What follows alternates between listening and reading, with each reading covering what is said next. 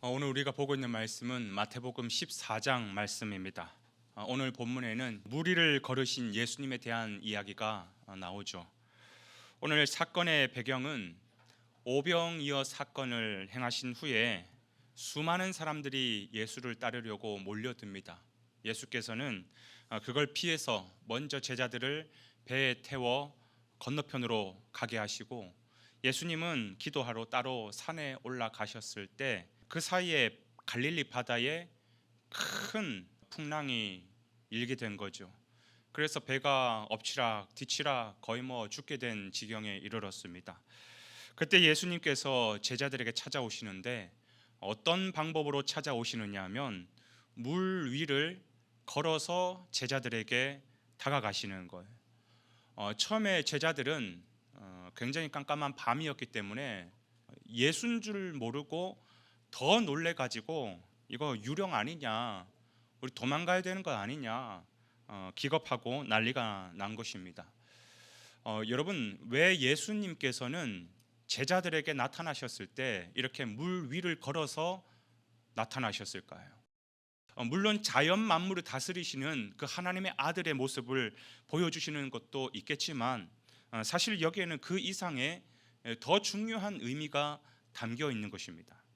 그게 뭐냐면 여러분, 이때 당시 고대 근동 지역의 사람들은 물에 대한 두려움이 있었어요. 특히 바다에 대한 공포심이 있었습니다. 여러분 그렇잖아요. 깊은 바다를 바라보면 그 중심에는 시커멓게 해서 도대체 저 속에는 뭐가 있을까, 막연한 두려움이 있지 않습니까? 시대를 불문하고 요즘에도 고기 잡는 사람들은 그 바다를 나갈 때 해마다 그 용왕제 이렇게 제사를 지내고 나가지 않습니까? 이때 당시에도 그 바다에는 뭔가 두려운 존재가 있을 것이다. 그 두려운 존재가 누구냐?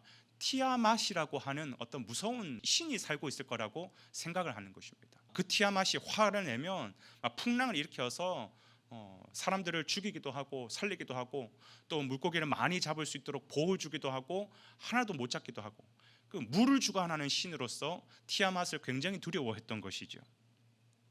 그런데 주님께서 지금 그 바다를 발로 밟고 걸어오고 계신다는 거예요. 이게 뭘 의미하는 거냐면 모든 두려움의 근원인 이 사단의 권세, 이 티아맛의 권세를 지금 발로 밟고 계신다는 겁니다. 무슨 말입니까? 내가 진짜 신 중의 신이라는 것이에요. 왕 중의 왕이라는 것입니다. 나는 눈에 보이는 자연 만물만 다스리는 것이 아니라 눈에 보이지 않는 이 영적 세계도 통치하고 주관하는 진짜 하나님의 아들이라는 것을 우리에게 보여주고 계시는 것이죠. 처음에 제자들은요, 막 풍랑이 일고 죽게 되었으니까 티아맛이 역사하는 줄 알고, 그런데 저기 멀리서 보니까 뭔가 희미하게 나타나는데 그 존재가 티아맛인 줄 알고 유령이다 라고 외치는 것이죠. 티아맛이다 외치는 것이에요. 그때 예수님께서 이렇게 말씀하십니다. 두려워하지 마라, 안심하라, 내니 두려워하지 말 것을 주님께서 당부하시죠. 여러분, 우리의 인생도 저는 마찬가지라고 생각합니다. 마치 바다의 큰 파도가 우리를 덮치는 것과 같이, 큰 풍랑이 우리를 삼키는 것과 같이 그런 우리를 두렵게 하는 것들이 너무나도 많이 있지요. 세상에 얼마나 많은 새파들이 있습니까? 그 세상의 파도 앞에서 우리는 너무나도 두려움을 갖고 살아요. 그런데 이 세상의 풍파를 가만히 들여다보면 이 모든 두려움은 어떤 실체가 있어가지고 우리를 두렵게 하는 것이 아니라 우리를 속이는 사단의 속임들이 대부분이라는 것이에요. 사단의 속임이 뭡니까? 너 세상을 그런 방식으로 산다고 해서 잘 살 수 있을 것 같아? 너 교회 나와서 예배만 드리고 그렇게 기도만 한다고 해서 다른 사람처럼 잘 살 수 있을 것 같아? 그런 소리를 들으면 왠지 불안해요. 내가 정말 이렇게 기도만 한다고 해서 똑바로 살 수 있는 것일까? 세상 사람들은 다 저 방식으로 사는데 내가 예수 믿는 방식으로 산다고 해서 정말 행복할 수 있을까? 점점 더 어려움만 찾아오는 것 같고, 세파가 나를 피해가는 것이 아니라 나를 그냥 맞부딪히는 것 같고, 이러다가 나도 죽는 거 아닌가? 뭔가 실체가 있어서 두려운 것이 아니라 막연한 사단의 속임수에 두려워하는 것이라는 거죠. 그러나 여러분 기억하십시오. 이 세상의 풍파와 세상의 파도는 절대로 우리를 죽일 수 없습니다. 왠지 아십니까? 주님이 그걸 발로 밟고 계시기 때문에 그래요. 그걸 보여주시는 거예요. 나는 이 자연 만물만 다스리는 것이 아니라 영적 세계도 주관하는 진정한 하나님의 아들이라는 것을 우리에게 보여주시고, 그 하나님의 아들인 내가 너와 함께 할 것이다 라는 그런 모습에서 물 위를 걸어서 제자들에게 다가가고 계시는 것이. 그때 베드로가 이렇게 얘기하죠. 정말 주님이시라면 나를 명하사 물 위를 걷게 하여 주시옵소서. 예수님께서 그걸 허락하십니다. 걸어라. 정말 대단한 믿음이지 않습니까? 다른 제자들도 있었을 텐데 다른 제자들은 감히 그걸 요청하지 못해요. 그러나 베드로는 그 믿음으로 주님, 정말 주님이시라면 나도 물 위를 걷게 하여 주시옵소서. 걸어라 라고 하는 그 말씀 앞에 실제로 물 위를 걷죠. 그런데 곧장 물에 빠지게 됩니다. 왜 갑자기 물에 빠지게 되느냐? 성경은 분명히 기록하고 있습니다. 30절 말씀 한번 보실래요? 바람을 보고 무서워 빠져 가는지라. 무엇을 보고요? 바람을 보고 빠졌다 그래요. 바람을 보고.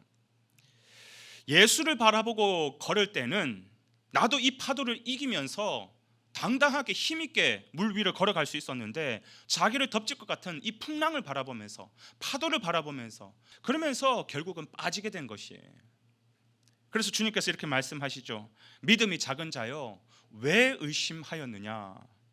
이 말씀을 하시는 걸 통해서 우리는 뭘 알 수 있냐면, 예수님만 바라보는 것이 믿음이에요.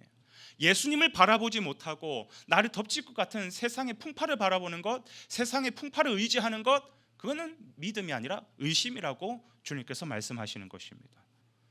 여러분, 소년 다윗은 그 무서운 블레셋의 장수 골리앗 앞에 서 있지만 자기의 육신의 눈앞에는 누가 있느냐? 아주 위풍당당한 그런 골리앗 장군이 서 있지만 그는 믿음의 눈을 떠서 무엇을 바라보느냐? 하나님의 영광을 바라보는 것이에요. 그때 다윗은 승리할 수 있는 것이지요. 결국 믿음이 이 세상 가운데 승리하게 만드는 비결이라는 것이에요. 여러분, 이 베드로를 조금 더 들여다볼까요? 그 물에 빠져가지고 허우적거리는 그 베드로에게 예수님께서 손을 내미시면서 일으켜주세요. 그리고 나서 뒷부분에 성경은 어떻게 기록하고 있냐면, 예수와 함께 배에 오르고 배에 오르니까 바람이 그친지라, 그렇게 말씀하고 있어요. 갈 때는 처음에는 예수를 바라보고 갔는데 풍파를 바라보다가 결국은 물에 빠졌어요. 의심하여서 물에 빠졌어요. 그러나 주님께서 일으켜 주시고 이제는 믿음의 눈을 떠서 주님을 바라보고 주님과 함께 손을 잡으니 어떻게 되는 거예요? 더 이상 물에 빠지지 않고 함께 목적지였던 배 위로 오르게 되는 것입니다. 그리고 바람도 그치게 되는 것이에요. 예수와 함께 할 때는 넘어지지도 아니하고 설령 넘어졌다 하더라도 다시 일어날 수 있고, 주님께서 말씀한 최종 목적지까지 함께 가면서 모든 풍랑도 잠잠하게 되지만, 그러지 않고 예수를 바라보지 않고 세상을 바라보고 세상의 풍파를 무서워한다면 우리는 이 세상에서 결국 넘어질 수밖에 없다라는 것입니다. 사랑하는 여러분, 오늘 하루의 삶을 사는 데 있어서도 우리가 분명히 세상의 풍파 앞에 서 있을 때가 있을 겁니다. 그러나 세상의 풍파를 두려워하지 마시고 거기에 우리의 시선을 빼앗기지 마시고, 정말 우리가 두려워해야 할 분, 정말 우리가 의지해야 할 분, 우리의 영적인 생명을 좌지우지하는 하나님 한 분만 두려워할 수 있는 그런 저와 여러분의 삶이 되시기를 주님의 이름으로 축원해 드립니다.